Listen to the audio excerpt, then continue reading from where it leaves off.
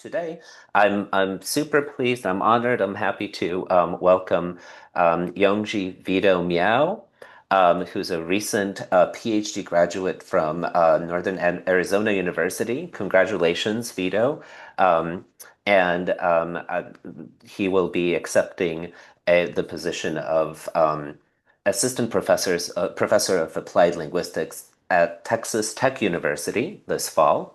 So fantastic news.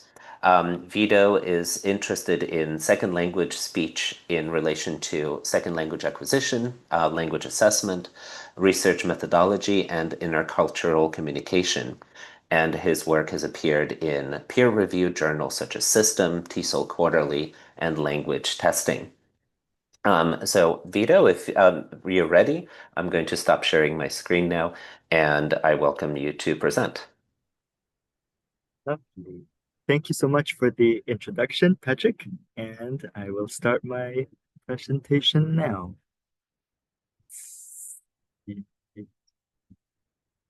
Could everyone see my slides okay? Yes. Okay, perfect. So the title of my presentation today is Teaching Global Englishes, Reducing Bias in the Classroom. And it is very much based on my dissertation research. And I think the structure of this presentation is going to be about 30 minutes of me talking and then 20 minutes Q&A at the end of the presentation. And I'm very excited to hear about your thoughts as very experienced English teachers and some of the comments that you might have on this topic. So my name is Yongzhi Vito Miao, and I'm a PhD graduate at Northern Arizona University. And for my dissertation, I investigated the effect of a global Englishes-based curriculum on changing people's perception of different accent varieties and improving people's comprehension of different English varieties.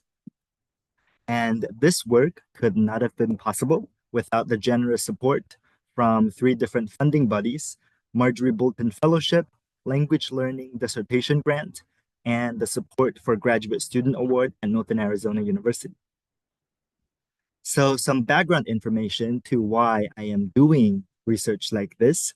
So nowadays, we have a lot of different global Englishes varieties being actively spoken on a day-to-day basis. However, research has consistently suggested that listeners have this perceptual bias against diverse English varieties. What does that mean? This could be explained by the linguistic stereotyping hypothesis, which holds that even brief samples of speech associated with low prestige groups can cue negative attributions regarding individual speakers. In other words, in more plain languages, some people find second language learners or users to be less intelligent, less educated, less successful, and less credible. Some people even found second language learners or users to be boring, not engaging, and perhaps less qualified in certain professions. This means that if you speak English with an accent, a lot of people will think differently. Think about the way you perform at your job, think about your intelligence level, etc. And this perceptual bias is not just among L1 English speakers. If you speak English as a first language, you likely have some perceptual biases against different English varieties, but studies also show that perceptual bias can exist among second language English speakers. This means that they themselves sometimes stigmatize their own accents and some other English as a second language accents. So with this in mind, this dissertation tried to find ways to mitigate listener perceptual bias to improve mutual understanding, especially using English as a global lingua franca. And this training or intervention is implemented in two populations, both first language English speakers and second language English speakers. And for this study, I used this theoretical framework borrowed from social psychology. It's called cognitive dissonance theory. In this theory, cognition refers to one's thoughts, ideas, attitudes, and behaviors. And the gist of this theory is that when you have two competing thoughts or a dissonance of thoughts or inconsistency of thoughts, this will create psychological discomfort, which is a motivation for cognition change. In other words, um, we wanted to create psychological inconsistency to motivate people's attitudinal changes towards English as a second language speakers.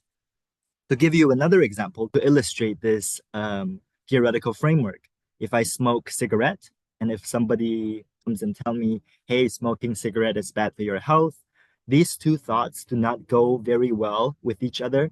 And I will be keep thinking about it. Oh, it's going to be bad for my health whenever I smoke cigarette.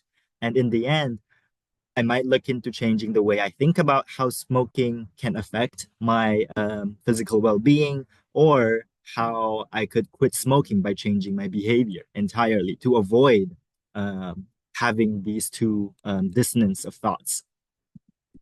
So the research questions of this study is, what is the effect of a 2-week intervention on undergraduate students' linguistic stereotyping towards second language English speakers across the United States and China? And the second research question was the effect of the intervention on people's comprehension. And for this short presentation, I'm only gonna include one of the research questions and the findings, but I'm more than happy to talk about the findings of the second research question during the Q&A session. So the research design follows what's called the interrupted time series design, where we have only one group of students, two pre-tests, the intervention, and two post-tests. So it's an entire class. And students were recruited from the United States in an introduction to sociolinguistic class, as well as in China from an English as a foreign language class. Both are at undergraduate level. And the intervention follows a sequence like this. So we have a first session on cognitive dissonance intervention. This session is designed based on the cognitive dissonance theory to provide students with two competing thoughts. And we're going to look at them together. So in this cognitive dissonance-based intervention, this session started with an activity where students listen to an accented speech, write words to describe the speakers, and then later we look at the words together, trying to categorize those words in different small groups. And I'm going to play a recording. Let's see. Could you hear it? I can hear it through your speakers only, so I feel like you might want to reshare your screen and make sure that you check the share audio button. Is I mean very box. share sounds. Thank you. Thank you.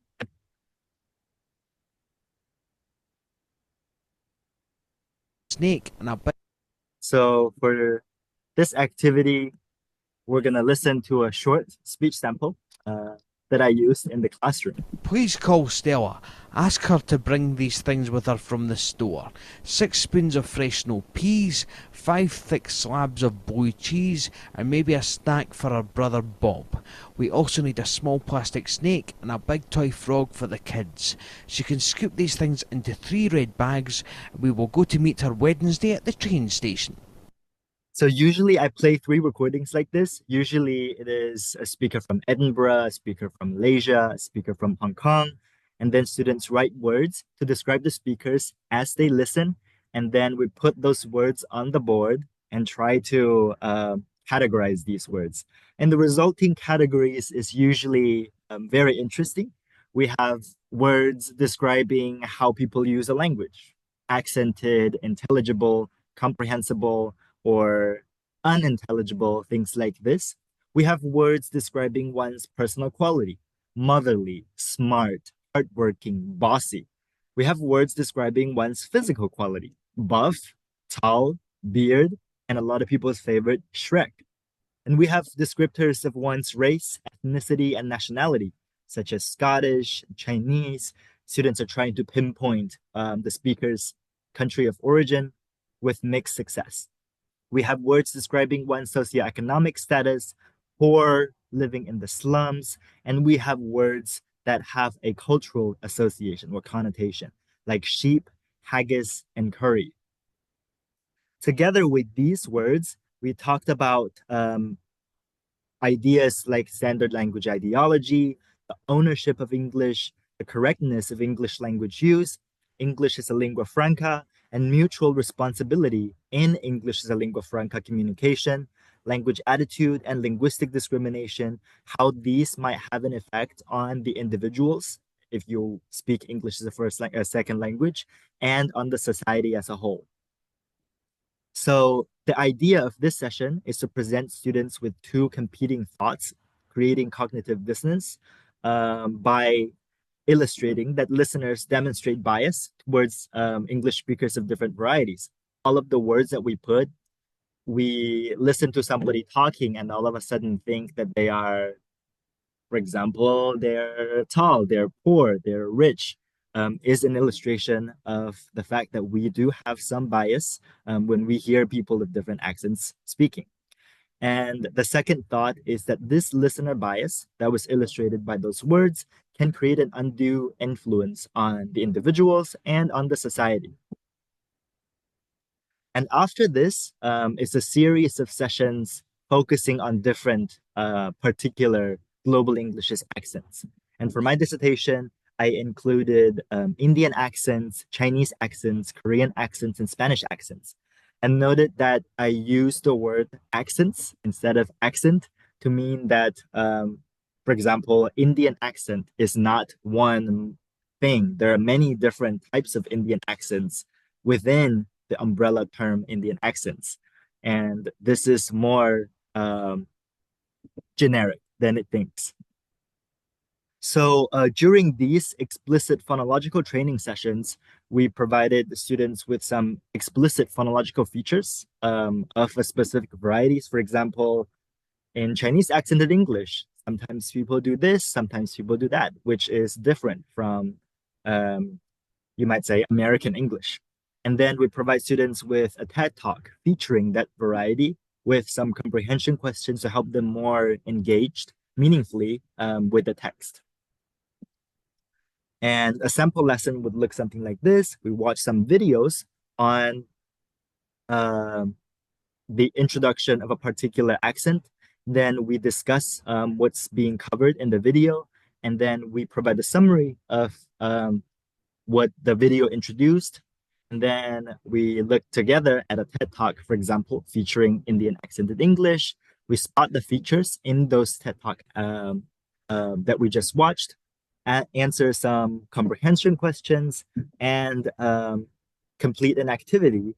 I don't know how to name it better, so I just call them disentangling accent from intelligibility, which looks like this. So after student listened to the TED Talk, I put two sliding scales on the board. How foreign accent does the speaker sound? One being very foreign accented, nine being no foreign accents at all. And how easy is the speaker to understand? One being very difficult to understand, nine being very easy to understand. And I have students raise their hand or give me a number and I circled them. And we can see that after hearing some TED Talks, people will think that the person is generally pretty much very foreign accented on a scale with a score of 3 or 4 on a scale of 9. However, the students generally find that the speaker was very easy to understand with a score of 7 and 8 on a 9-point scale. So I used this little activity to tell our students that having a foreign accent doesn't necessarily mean that you're difficult to understand. It is perhaps okay to have a foreign accent and still, it might not necessarily be a bad thing.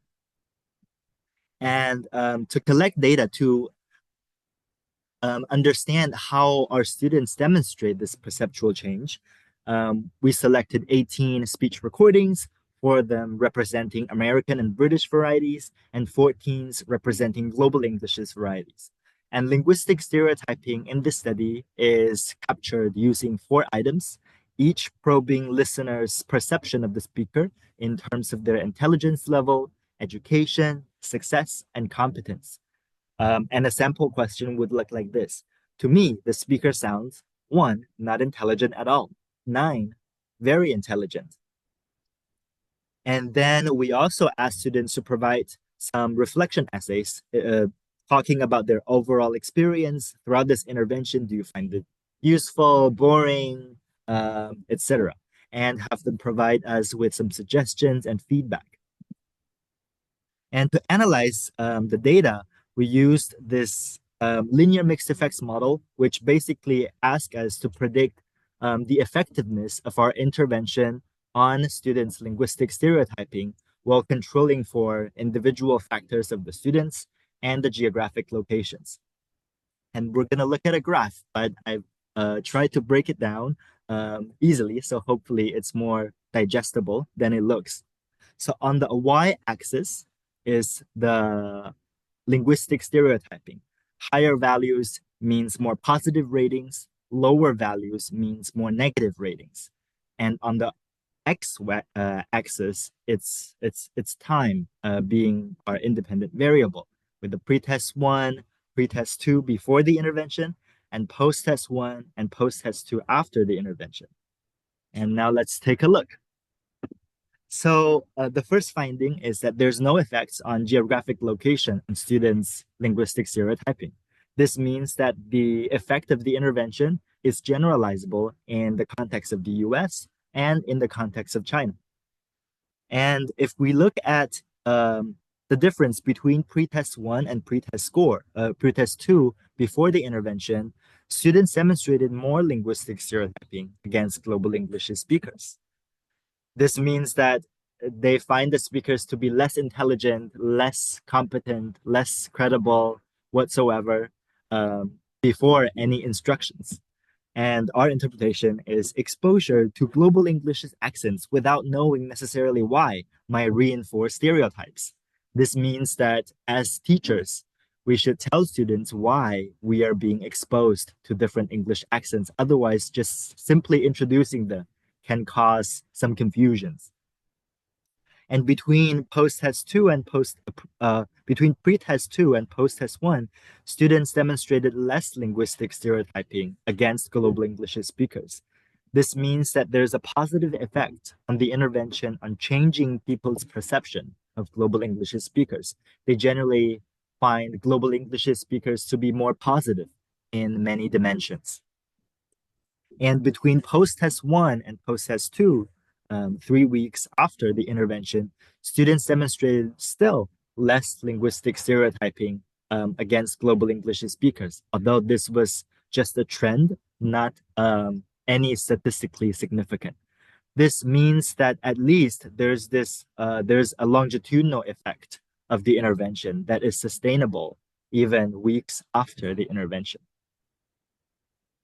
And let's take a look at the qualitative findings from students' reflection essays. So overall, some of the themes that we found from their writing is an increased awareness, acceptance, and confidence of English with different accents. And students were prompted to think or rethink about the nature of communication and the relationship between having an accent and one's level of intelligence. For example, the intervention raised awareness of issues relating to stereotyping. One student mentioned that my eyes were truly open to how simple it is to engage in language stereotyping without even being aware of it. It increased my awareness of my own prejudices and the steps I may take to overcome them. And notice that the names used are all pseudonyms. We didn't want to use, for example, participant number 3, because we wanted to humanize our participants in this dissertation study. And another theme is that the intervention led to some acceptance of global English's varieties. One student mentioned, and I think this is this one I remembered very vividly when I was looking at the data. To be honest, I used to think that people with poor English pronunciation were learning the wrong version of English. Now I realize that there was no right or wrong pronunciation of English. The different pronunciations didn't mean that they were incorrect, which echoed some of other scholars' findings when they interview people. They say things like, English is a tool of communication. It is like opening a toolbox. You have different tools. You can use different accents. As long as you get the communication done, then you've done a good job, regardless of the tool or the accent that you used. And the intervention also led to increased confidence of students' own variety. One student mentioned that being in this class made me realize having an accent, and especially a Spanish accent, is part of who I am and makes me proud of being able to speak English and still represent my country and my language. And the intervention led students to think about the symbiotic relationship between speakers and listeners in intercultural communication, with one student mentioning that I used to blame myself entirely for any communicational breakdowns due to my accent. Now I understand the reciprocal nature of constructing meaning across linguistic and cultural barriers. And in the end, the intervention allowed students to conceptually disentangle one's accent from their personal qualities, such as intelligence. One student mentioned that this wrong idea that people with accents are less smart could hurt the progress of new research. Lots of really smart people who bring new ideas and research might never get the chance because of how they talk, and that holds us back as a society. So to provide a summary, quantitative data or numerical data told us that there is a positive effect of the intervention or the instruction on mitigating students' linguistic stereotyping, and that this effect is longitudinal several weeks after the intervention and generalizable across both two geographic locations, China and the United States. And qualitative findings or verbal data showed us that the instruction increased students' awareness, acceptance, and confidence of different English varieties, and have them reflect on the nature of communication and have them rethink about the relationship between accent and intelligence, how these two used to be conflated, and now students are trying to disentangle the relationship between them. Having an accent doesn't necessarily mean that a person is less intelligent, for example. So there are some implications of this dissertation or the finding. One of the things is that it has implications for second language acquisition or second language teaching on how we could potentially reconceptualize English language classroom in a way that acknowledges and incorporates different English varieties. And it also has implications for intercultural communication in terms of the fact that listener training can be effective. It used to be the case that whenever there's a communication breakdown between speakers of English as a first language and second language, oftentimes English as a second language speakers take the blame. Oh, we speak English with an accent. We were not clear. We were not very intelligible. However, another perhaps complementary way of thinking this is, well, for the learners, we could do some pronunciation training. And for the listeners, perhaps we could do some ear training on how you can understand and be adapted to different types of accents and being able to understand them, regardless of how they might sound very different than the way you speak English. So this provides a promising route on how we can train our listeners to be better prepared in the global context, communicating in English as a global English, as a global lingua franca. There are several limitations of this study. One of them is that we used self-reported measures of linguistic stereotyping. We ask students to provide scores. I think this person is 7 out of 9 competent, etc. And one argument can be that students can know what the instructors want so that they adjusted their scores to please the instructor. That is something that future studies could build on to find more objective measures of linguistic stereotyping or bias to better capture the results. And then for this study, we use same recordings for pre-test and post-test. This makes sure that there's zero variability of the speech stimuli used to gather the data, but students might be bored in listening to those things over and over again. Especially this is not part of their curriculum. And the third limitation that I wanted to mention is that in this study, we did find that students demonstrated some perceptual changes based on the numerical scores that they provided and the qualitative data gathered. However, the extent or the relationship between one's perception and one's behaviors is unknown. If I for example, think of global English speakers as more intelligent, as more competent. Will I, for example, be nicer to them when I interact with them in real life context? And this is something that this dissertation could not answer, and future studies could build on that to explore the link between perception and behavior to better understand the generalizability of the results coming from this particular dissertation. And that is the end of my very quick presentation.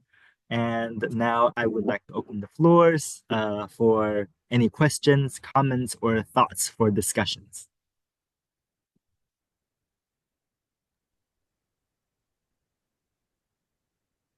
Let me unshare. Thank you so much, Vito. All right, so we have about 20 minutes for a Q&A. Please feel free to unmute yourself or raise your hand if you'd like to ask a question.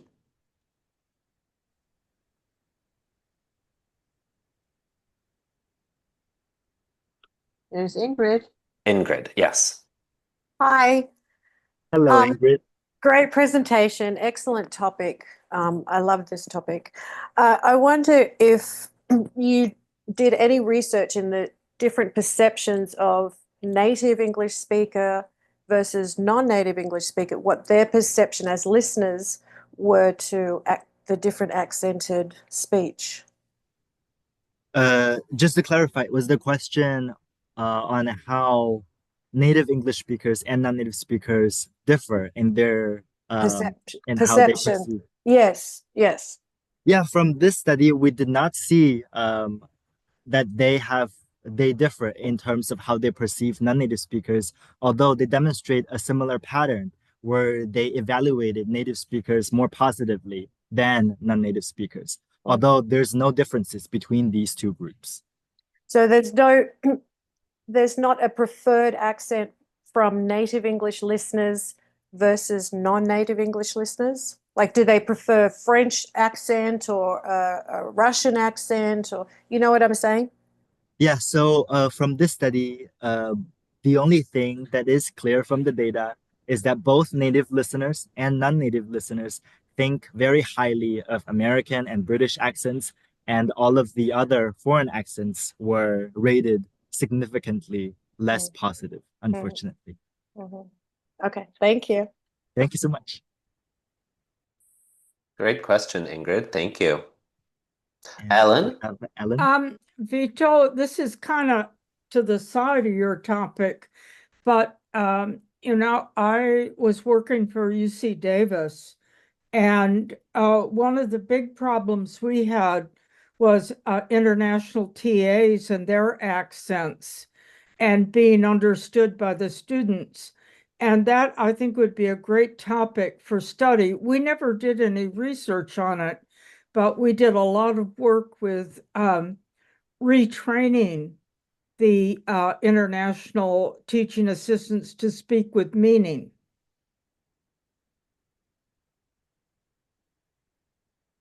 Yeah, I think international teaching assistants is a very popular group of participants to be explored because they're pretty high stake, and oftentimes we have them teach undergraduate students in the United States. And I think there are a lot of research that has been done on ITA training. Some of the foundational work found that overall students think that ITAs are not as engaging as US based TAs, and some of them think that they are harsher. And I remember there's this very interesting study, I think by a group led by Nicholas Subtilelu, on how international teaching assistants are consistently evaluated more negatively on Rate My Professor, and some of the themes suggested that it could be linked to their accents. Well, And excuse me for interrupting, but there's a side issue in that their parents call the dean and say, my students in chemistry, blah, blah, blah, and cannot understand the TA. And that pushed us to upgrade our, the courses that we were offering. yeah, I think one of the biggest issue is stakeholders' perceptions. Whenever we're mentioning that having an accent is not necessarily a problem, we will oftentimes get pushback from, for example, learners, teachers, and sometimes administrators. And I think some of the research that has been done to improve ITA intelligibility has been sometimes super segmental training. So it's not necessarily perhaps that we train them to pronounce every single vowel or consonant to sound more comprehensible or intelligible, but rather training for example, how do you stress within a word? How do you stress within a sentence? And these are shown to be linked more as a contributing factor to intelligibility than vowels and consonants. So I Yeah, think, yeah. that's exactly what we based our training on. We worked on suprasegmentals. We even used Dr. Stern's jump up and step down, which is a very easy and quick way to remember what to do when you're not being understood in a phrase. Mhm. Yes, we did that because that's speaking with meaning, and which is super important when an ITA is either giving a lecture or having office hours or leading a discussion group. That's lovely. And did you see any improvements after you started to train ITA focusing on meaning? Exactly. And the biggest improvement came with, believe it or not, material that we used that came from Hollywood and training of actors. Uh, Interesting. Very interesting because, this is kind of outside of the research realm, but boy, does it work because these are people that have to train people very quickly to Yeah. change their accent. And they have some excellent, very quick things to teach. And when I taught with those, I found amazing results with the students because they could grasp them rather than thinking of rules. They could think, oh, jump up on the first important word. Instead of thinking, is it a noun? Is it an adjective? Uh, and that really contributed. So there's kind of a thing outside of what we study. Yeah. There's a whole different group out there. And once I got involved with them, I got a lot of new techniques. That would be lovely. I think it would also be a very interesting thing if we can somehow empirically document it in terms of the effectiveness of the training program and somehow bringing those outside things that we sometimes Well, do not see into mhm. academia. That would be well, very well, interesting. I can tell you one thing. Once we instituted that type of program, we didn't get the calls to the dean from parents slowed down and stopped.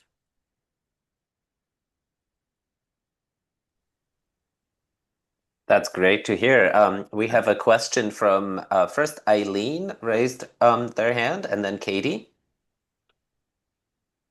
Eileen, do you still have a question? Hello, yeah, my name is Eileen, and I would like to thank you guys for organizing this wonderful webinar. And I'd like to thank Vito for his valuable research and work on this issue.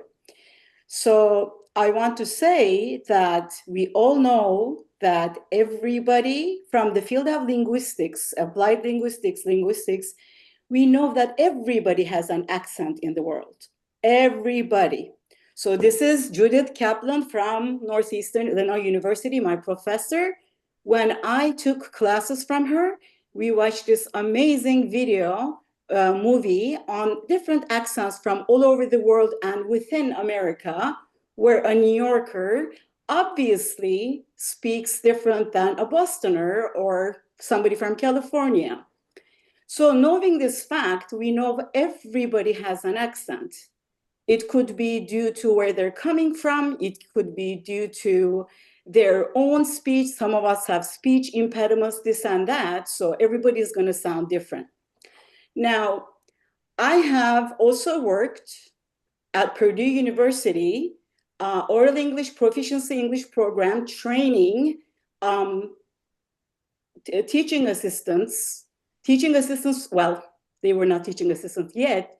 We were training them to be teaching assistants so that they could teach in the classroom. And I am of Turkish origin. I was one of the TAs doing this job. And I think I did an okay job, not too bad. As somebody with an accent again, but I think that people can understand me and we can understand each other is the key. It's not the accent, it's the intelligibility and how we can understand one another. And another thing is, I also worked at UC Davis, and I worked in the writing program. And I want to say that there were many times international students complained about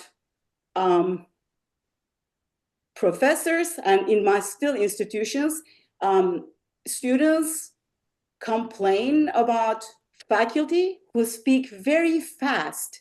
It's not the accent, but it's the speed, it's the delivery of how lectures are being represented. And we have to go to our quote unquote, like in quotation mark, native speaker. We don't use this word anymore in our field, but native speaker colleagues and say, could you please slow down so that like 30 people, 50 people in your lecture can follow you. So we have to realize that it takes a lot to be in the classroom, teaching so many people, and our assistants, international assistants probably were not trained to be full professors when they came to the US. They came here to receive education, and meanwhile, they were accepted, into these programs because they had merit and they had talent, and they were asked to teach in the classroom. And yes, we have to support that for sure. And we worked with interesting programs like Speak Everywhere, and we had interesting programs where we worked on intonation and tonation and enunciation. And actually, that's when I actually discovered Marsha from her YouTube videos. And I used her videos to teach pronunciation to my students. But I just want to say that as an English teacher, when I went to Scotland, it took me 4 days to understand Scottish people. I was in inferiority complex. I'm a Turkish English professor, and I cannot understand my Scottish people here. What kind of a teacher am I? So I felt bad, but after 4 or 5 days of ear training, I was able to understand them. And the last thing I want to say is that it's very interesting in higher education that parents call the dean and call an institution to make a complaint. Isn't that interesting? It's like we don't even give information to parents in higher education in universities because they're adults. So that's very interesting to me, really. And the person should not be penalized by the dean if they're making a mistake or if they're not very intelligible, but they should be provided with a lot of support with their institution. And rich parents should not be calling deans and the school. We should be completely, free in our education system. And I'm so sorry I talked too long, but I have strong views on the issue. Thank you for listening and thank you for sharing. Thank you. No, Eileen, thank you so much for sharing all of the important anecdotes. And I just wanted to echo back. One thing that you mentioned is that everyone has an accent. And one of the reasons why I got really interested in this topic was in 2017 and 18, I studied abroad here at UC Berkeley, and I took this class. And one of the first things that the professor said was, I don't speak English as a first language. I have an accent. In my class, every accent is acceptable. And that shocked me because I thought, you know, perhaps the only acceptable accents were, American accents since we're in the United States. But that somehow prompted me to think about, different accents and how they are or are not acceptable in different places. And another thing that you mentioned is it took you a while to understand Scottish accents. And I think that goes back to some of the findings of the dissertation where exposure can possibly, increase your familiarity with a particular speech pattern, which will help you understand things better. And this is a good anecdote to use to, convince some of the students, parents, teachers that including different accents in your classroom might actually be beneficial for students to somehow get used to different speech patterns and being able to understand them later when they use English in a real life context. Yeah, thank you very much. And I also want to add, I always say to my students, that you speak very clear and you have almost no accent is very important in certain contexts, right? So this could be like if you are working in air trafficking, if you are a pilot, if you are a surgeon, if you're working in a hospital, right? Very high stake jobs. I think maybe you may even resort to speech reduction classes. But if you're working in the field of tourism or wineries, then we can tolerate global Englishes with no problem, and we can cherish the cultural differences and the accents in the world. Thank you. Thank you. I think we have a hand from Katie. Yes, Katie's next, and then Anastasia. It seems like a lot of times historically and even presently, the onus is on these international teaching assistants or on these English language learners to quote unquote modify their accents or make them sound more native. And I've heard occasionally of some initiatives to provide this type of ear training to the actual L1 speakers themselves instead, to provide it to faculty. Or I think, thinking back to those students complaining about their ITAs, I'm thinking especially if they're in a major like computer science or something like that, they're going to need to learn how to understand different accents, So I'm just curious if you've been involved in any of that work or have researched any of that work, again, on like training quote unquote L1 English speakers to understand a greater variety of global Englishes. Yeah, that's a very good question. And that is actually the second research question of my dissertation that I did not get to present. So some of the names that I know, Dr. Stephanie Lindemann from Georgia State, she has done amazing research in this very issue. For example, she trained a group of L1 English speakers on how to understand, I believe it was Korean accented English, and how like a very short phonological training improve their ability to transcribe Korean accented speech. And I think Dr. Nicholas Suptireru, who I think was Stephanie's student, but I'm not sure, they also have done work together. And I think he focused specifically one of the recent published paper that he has was on how he developed this online training on how people hopefully understand better their computer science teacher, I think, who speak Indian accent English. And those are the work that I am familiar with. And then Dr. Kate Yaw from University of South Florida, her dissertation focused on the effect of accent familiarity training on some of the psycholinguistic benefits. So I think these are the names that I am familiar with. And let me know if you have any follow-up questions. Vito, I wanted to mention that Dr. Ya is actually going to present for us on June 20th, our Oh, next that's lovely. top IG webinars. Yes, and Marcia, I think, raised her hand to say just that. Our next webinar title is Accent Listening Training for Partners in Oral Communication.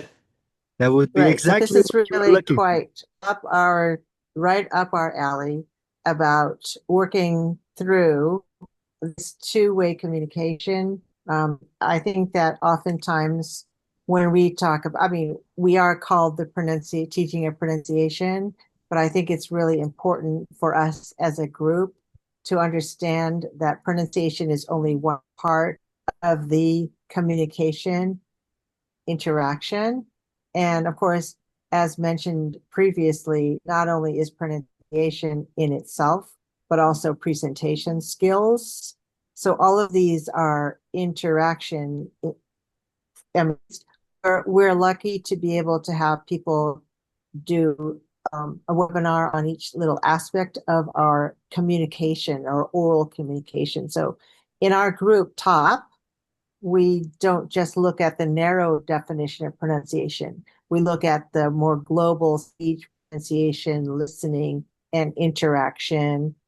So it's good that we'll have a follow-on to your topic, Vito, with Kate Yaw in the coming months.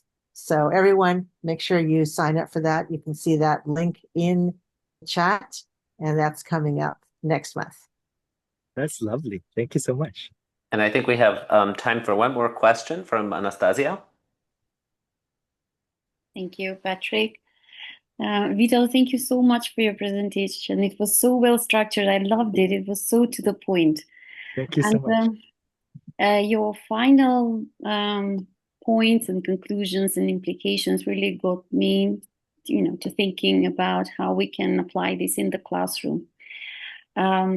If I can share, we've done something similar here in Skopje. We've got a very interesting result with my students. What we really wanted to do is, well, maybe a reverse of what you did, but so we trained our students who are pre-service teachers, really. So they are to be teachers of English.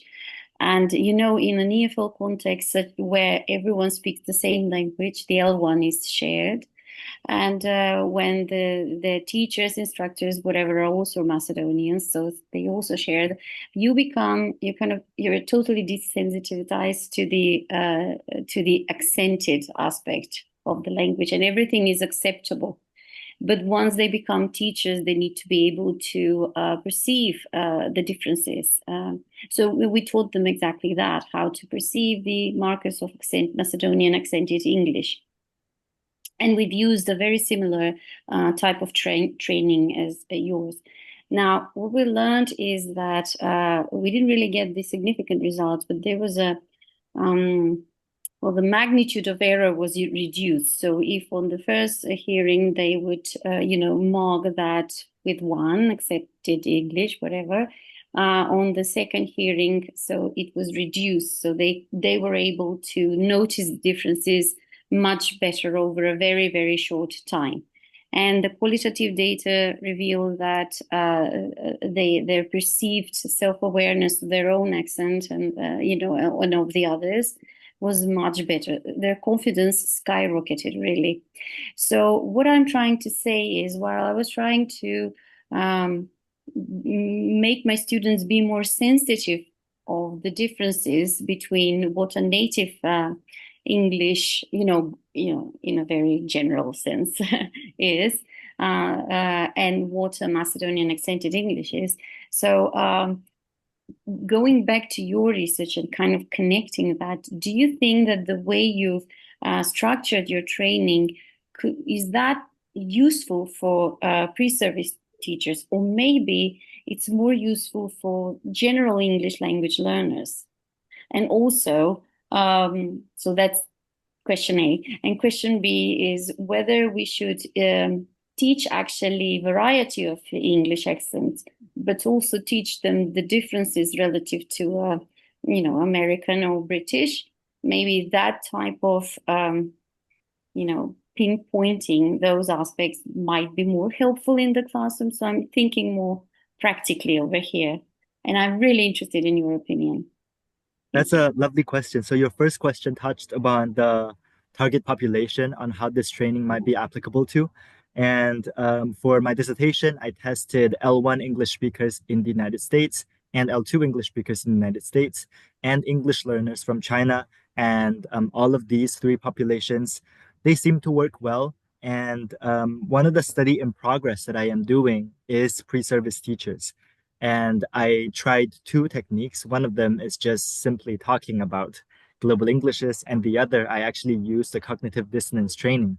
And I haven't, the study is still in progress. I haven't gotten to it, but I don't think there is any uh, way that we can say that it might not work, because cognitive dissonance training is widely used in social psychology and for example create I think preventing cheating behaviors in exams in school, from that all the way to food disorders, how you like body image issues and how you behave. So it changes both the way you think about food and your body image issues and how you would actually behave. So I would tentatively think and hopefully that this training will be equally effective in the pre-service teacher population, although I will let you know once Yes, the I'm result so is eager to out. learn about that. And your second question is related to teaching different accent features. I think some of the studies found that um, your familiarity with some accented speech can not only improve your comprehension of that particular variety, but also different accented speech. I think one of the reason is because knowing that this sound can be realized in different ways can somehow increase the flexibility of your like the sound, the phoneme, grapheme mapping. And Yeah. so I think perhaps we just tell students that, these sounds can be realized differently in different accents of speech. And, here are some of the, like a sampler of the speech. And if, for example, you really wanted to travel to Japan or do business in Tokyo, then maybe expose yourself to more Japanese accented English and vice versa, and give students the autonomy to perhaps choose the varieties that they want to focus on. But although that would create logistic problems, some of them really want a set curriculum, exactly what I should do to my students. You cannot tell me to tell them to choose whatever they want. So this can vary from individual teachers and from students' learning styles. So I think that's a practical question, although the solution can also be tricky to implement. Yeah, but your ideas are really, really good. We should do something about that. Okay. Thank you so Thank you so much. Once again, thank you so much, Vito, for your wonderful presentation and really insightful answers to all of our participants' questions. I sure learned a lot today.